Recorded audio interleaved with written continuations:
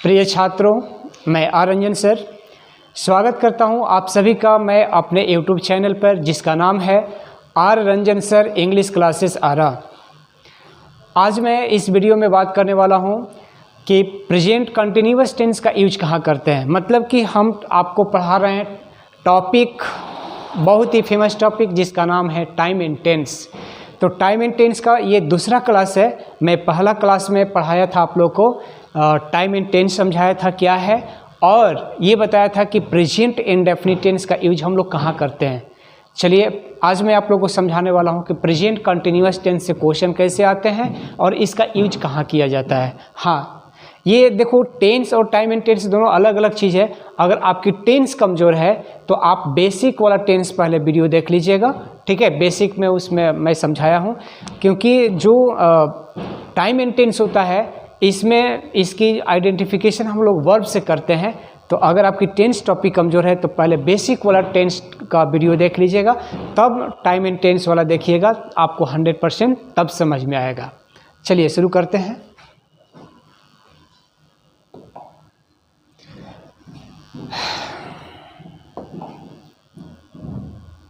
देखिए, use of present continuous tense. वैसे continuous का 3 गो नाम है। कंटिन्यूअस कोई बोलता है, इम्परफेक्ट भी बोलते हैं इसको, प्रोग्रेसिव भी बोलते हैं, लेकिन इन तीनों में सबसे फेमस कौन है? कंटिन्यूअस फेमस है। कोई भी कहता है प्रेजेंट कंटिन्यूअस, कोई बहुत ज़्यादा लोग प्रेजेंट इम्परफेक्ट नहीं बोलते हैं, ठीक है। आगे है, देखो पहला मैं रूल्स आप लोगों को समझा रहा हूँ। ये जो रूल है ना, some adverbs which used in present continuous tense, कुछ ऐसे एडवर्ब है, यानी कि टाइम एक्सप्रेस करने वाले एडवर्ब होते हैं। कुछ शब्द ऐसा होता है जिससे समय का बोध होता है, तो वो शब्द जब आता है तो जब भी देखिएगा आएगा ना तो प्रेजेंट कंटिन्यूअस में आएगा। उस शब्द को पहले हम लोग पहचानते हैं कौन है। देखो, नाउ है, यानी कि बोर्ड एग्ज़ाम देने वाले छात्र के लिए ये बहुत ही इंपॉर्टेंट एडवर्ब है। नाउ जहाँ भी लगा होगा, जिस सेंटेंस में लगा होगा, तो आप समझ जाइएगा कि ये जो सेंटेंस लिखा हुआ है प्रेजेंट कंटिन्यूअस का सेंटेंस है, ठीक है। वैसे मैं आपको अभी प्रैक्टिस करवाऊंगा, 100% देखिएगा आपका कैसे क्लियर हो जाएगा। अब देखो, एट प्रेजेंट जिसको हम लोग बोलते हैं कि वर्तमान समय में, एट प्रेजेंट हो गया, नाउ हो गया, एट द मोमेंट हो गया, करेंटली हो गया। और भी हम लोग देखते हैं वर्ड्स हैं।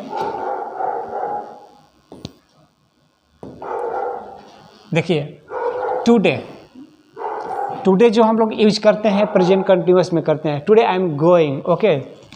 दिस डेज, इन दिनों या आजकल। नाउ ए डेज भी हम लोग यहाँ पे यूज कर देते हैं, नाउ, ठीक है। लेकिन काफ़ी फेमस ये है, दिस डेज, स्टिल, अभी भी, जस्ट नाउ, अभी अभी।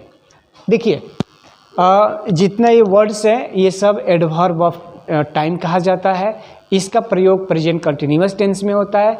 इस शब्द को हम लोग देख कर जान जाते हैं कि कौन सा सेंटेंस प्रेजेंट कंटिन्यूअस का होगा। चलिए देखते हैं एग्जाम्पल। पहला क्वेश्चन है, he dot dot a letter now. आपको ऑप्शन करना है, writes, is writing, was writing, written. कौन होगा? देखिए, इस सेंटेंस में आपको दिखाई पड़ रहा है ना कि यहाँ नाउ है, तो नाउ दिखाई पड़ रहा है तो फट से आप ऑप्शन चूज कीजिए। किसका? प्रेजेंट कंटिन्यूअस का, ठीक है। तो प्रेजेंट कंटिन्यूअस का सूत्र क्या होता है? Subject plus is am are plus V4 plus object, ठीक है। तो ही के साथ इज राइटिंग होगा, ये बी सही है। आगे बढ़ते हैं। अब देखिए, अगला क्वेश्चन है, see for the exam at present. इस क्वेश्चन को पढ़ के हमको समझ में आ रहा है कि देखिए, कुछ नहीं, हमको दिखाई खाली पड़ गया adverb at present. At present जो शब्द होता है प्रेजेंट कंटिन्यूअस का ही होता है, तो हम फट से समझ गए प्रेजेंट कंटिन्यूअस का सेंटेंस है। तो सी है तो सी के साथ इज लाएगा, तो इज प्रिपेयरिंग, यानी कि सी हो जाएगा। समझ पा रहे हैं आप लोग? कमेंट करके बताइएगा। दे फुटबॉल एट द मोमेंट, यहाँ पे देखिए एट द मोमेंट लिखा हुआ है, तो एट द मोमेंट मैंने अभी बताया कि किस टेंस का वर्ड है, तो प्रेजेंट कंटिन्यूअस का है। तो दे के साथ आर होगा ना, दे आर प्लेइंग, ये बी होगा इसमें। अब देखिए आई इंग्लिश दिस डेज, देखो इस क्वेश्चन को पढ़कर फट से मुझे दिखाई पड़ गया दिस डेज लगा हुआ है, तो दिस डेज कहाँ यूज होता है, तो प्रेजेंट कंटिन्यूअस में होता है। तो आई के साथ क्या होगा, एम होगा, एम लर्निंग। अब देखो अगला क्वेश्चन है the teacher the lesson now, the teacher the lesson now explain explains. अब यहाँ पे हम देख रहे हैं ना कि नाउ लगा हुआ है, तो नाउ से हम समझ गए कि प्रेजेंट कंटिन्यूअस टेंस का वाक्य है। तो द टीचर के अनुसार क्या होगा, इज एक्सप्लेनिंग होगा। ये रहा आपका कुछ क्वेश्चन, इसी तरीके से बोर्ड एग्जाम में प्रश्न पूछा जाता है। चलिए आगे बढ़ते हैं।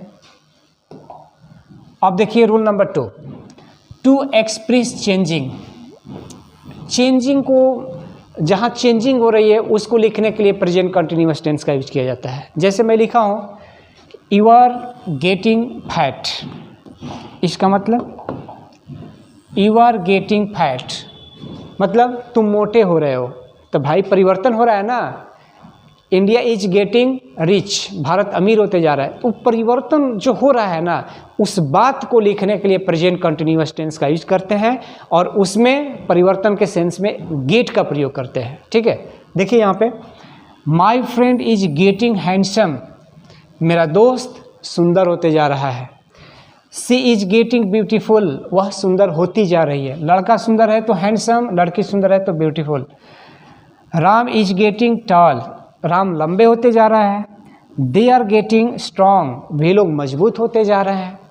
ठीक है, और हम लोग इसका यूज कहाँ करते हैं, कुछ फ्यूचर प्लान के लिए इसमें भी मैटर आता है। जैसे कि मैं गाड़ी खरीदने जा रहा हूँ, I am going to buy the car. ठीक है, वह तुमसे लड़ाई करने आ रहा है, he is coming to fight with you. Okay, ऐसे। अब देखिए इसमें कुछ वर्ब्स होते हैं, कुछ ऐसी क्रिया है जिसका यूज हम लोग प्रेजेंट कंटिन्यूअस टेंस में नहीं करते हैं। अगर प्रेजेंट कंटिन्यूअस टेंस मतलब क्या, उसके क्रिया में आईएनजी लगाना। बहुत ऐसा वर्ड है जिसका प्रयोग आप प्रेजेंट कंटिन्यूअस में नहीं कर सकते हो।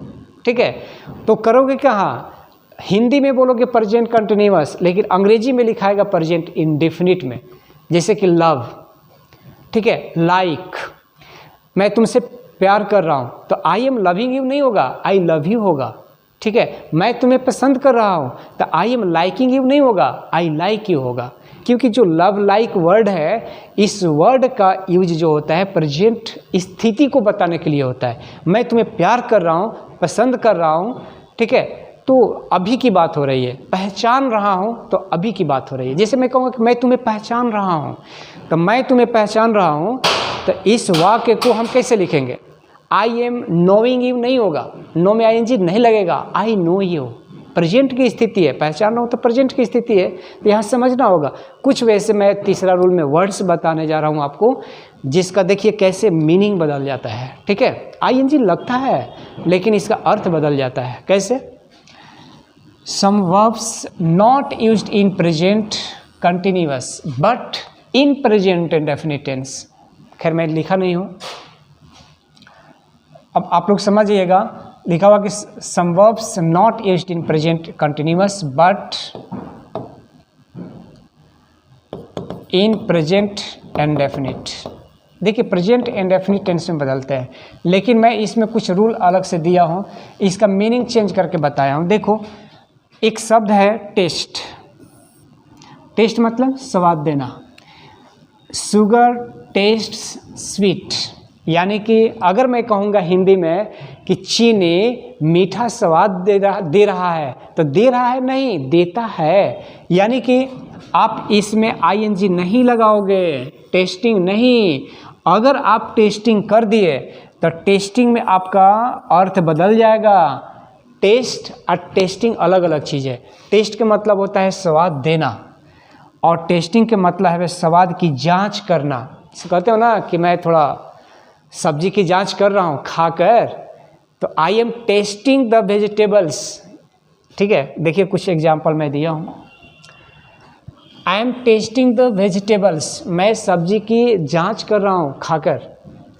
ही is testing milk pudding, oh milk pudding मतलब खीर, आहा बड़ी मज़ा आया सुन के, लग रहा है कि मिलेगा। ही इज़ टेस्टिंग मिल्क पुडिंग यानी कि वह खीर की जांच कर रहा है। अब देखो अगला वर्ड है हियर, ठीक है। हियर मीन्स होता है सुनना। अगर मैं कहूँगा हिंदी में कि मैं हल्ला गुल्ला सुन रहा हूँ, तो ऐसे नहीं कह सकते कि I am hearing a noise, noise means हल्ला नहीं, हल्ला मतलब कि ये प्रेजेंट स्थिति बताएगा। आई हियर अ नॉइज, मैं हल्ला सुन रहा हूँ। हिंदी में प्रेजेंट कंटीन्यूअस और इंग्लिश में प्रेजेंट इंडेफिनिट में यूज होगा। I hear something about you, मैं तुम्हारे बारे में कुछ सुन रहा हूँ, तो आई एम हियरिंग नहीं होगा, I hear something about you, मैं तुम्हारे बारे में कुछ सुन रहा हूँ। अब देखो अगला है, इसी में देखो हियर हो गया, हियरिंग हो गया। अगर तुम हियरिंग कर दोगे तो हियरिंग का अर्थ ही बदल जाएगा। हियरिंग किसको बोलते हैं? सुनवाई करना। आप लोग देखे होंगे जज लोग जो केस के सुनवाई कर रहे होते हैं, उसको हियरिंग कहा जाता है। बोलते हैं ना कि आज उसका सुनवाई है, आज उसका हियरिंग है। तो देखो द जज इज हियरिंग द केस, जज जो है केस को क्या कर रहा है? सुनवाई कर रहा है। चलो और भी कुछ वर्ड है तो बहुत, लेकिन कुछ मैं आप लोग को फेमस वर्ड बता रहा हूँ। सी मतलब देखना, दिखाई पड़ना। तुम लोग मुझे दिखाई पड़ते हो, आई सी यू, मैं तुम्हें देख रहा हूँ, आई सी यू।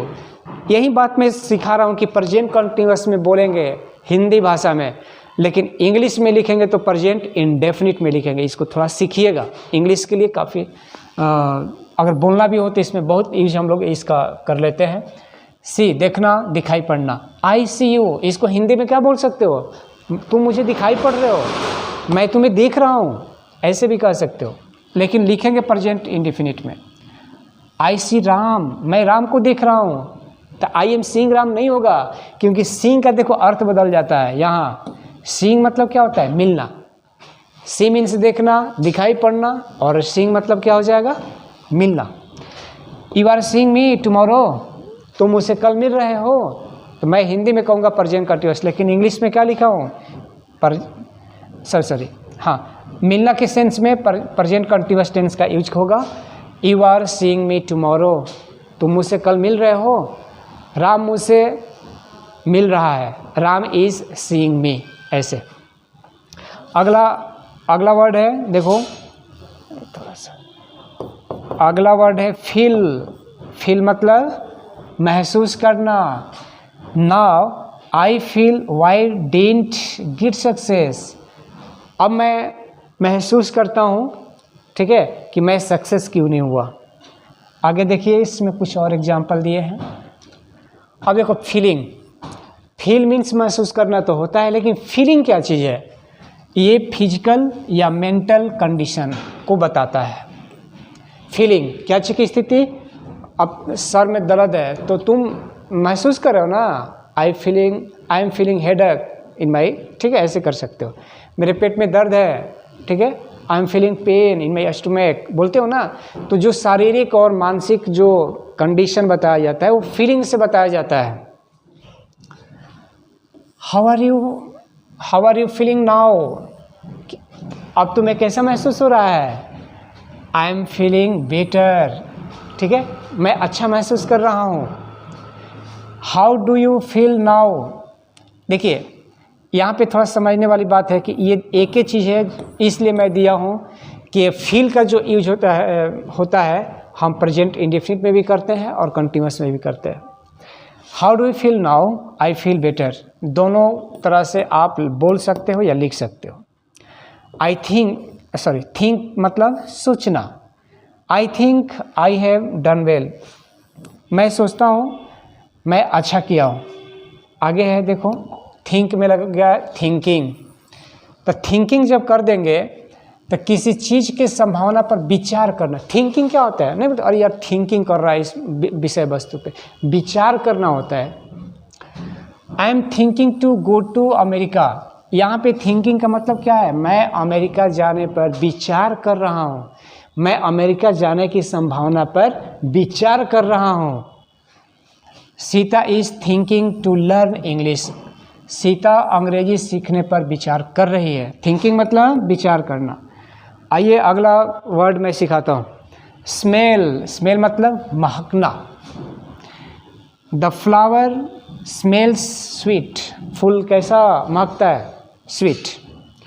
अब देखो इसमें है स्मेलिंग, तो स्मेलिंग जब आ जाएगा तो इस स्थिति में हम लोग इसको हिंदी में क्या बोलेंगे? नाक पर सटा कर सूंघना। से कोई भी चीज़ नाक में सटा कर सूंघते हो ना, उसको स्मेलिंग बोलते हैं। ठीक है, स्मेल मतलब महकना होता है। एग्जाम्पल देखा जाए,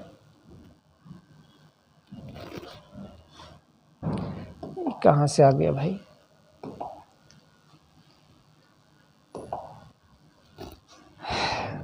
इससे कि मैं कहूँगा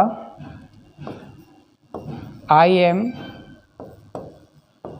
स्मेलिंग द फ्लावर। मैं फूल को स्मेल कर रहा हूँ, ठीक है, सूंघ रहा हूँ। तो यहाँ पे स्मेलिंग है ना, तो स्मेलिंग का मतलब हो गया कि मैं नाक पर सटा कर सूंघ रहा हूँ। ठीक है, तो छात्र ये रहा प्रेजेंट कंटिन्यूअस। ये जो बातें हैं, जो वर्ड्स मैं बताया, ये आपके एग्ज़ाम के लिए नहीं था, आपके एग्ज़ाम के लिए था रूल नंबर 1, 2। ठीक है, 3 जो है ये नॉलेज के लिए मैं आप लोग को बताया। तो छात्र इतना ही, फिर मैं मिलूँगा आपसे अगले वीडियो में। आप लोग मुझे ज़्यादा से ज़्यादा सपोर्ट करें, सब्सक्राइब करें मेरे चैनल को, ज़्यादा से ज़्यादा लाइक करें आप लोग और शेयर भी करें। Thank you.